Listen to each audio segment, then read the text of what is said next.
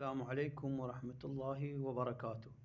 اخواني، البارحة شفت مناظرة بين احمد العاصي المحاور السني وبين شخص شيعي، والله راح من بالي ونسيته بالله العلي العظيم.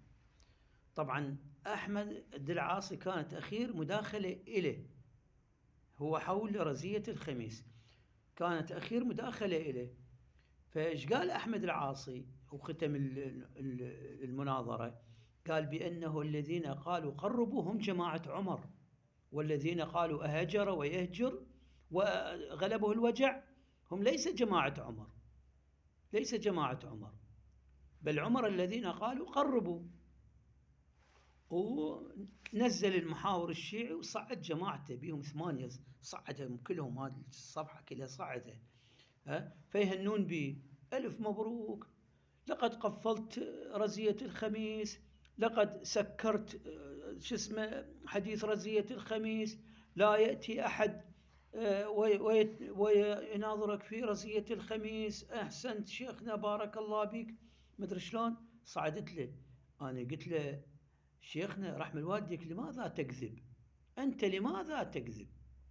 أولا الحديث يقول منهم من يقول ما قال عمر، ومنهم من يقول قربوا، فكيف تقول عمر الذين قالوا قربوا؟ الرواية تقول منهم من يقول قربوا ومنهم من يقول ما قال عمر، فكيف تقول قال عمر قربوا؟ اهدى ناقشني ما ادري شلون من هاي السوالف.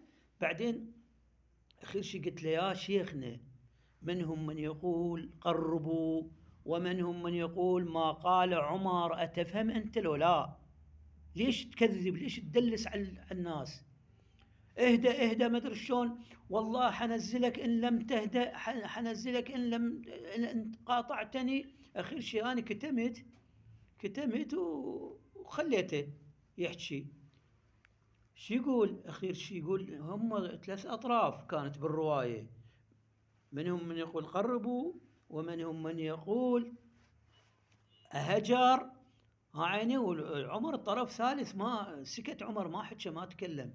عيني، ونزلني رأسا نزلني، رأسا نزلني، وقاموا يهنون بي كل ساعة واحد يدخل له ويهني وما ادري شلون.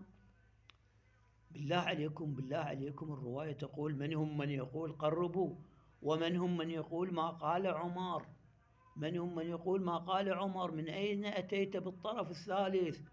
من أين أتيت بكلام بأنه عمر من قال قربوا؟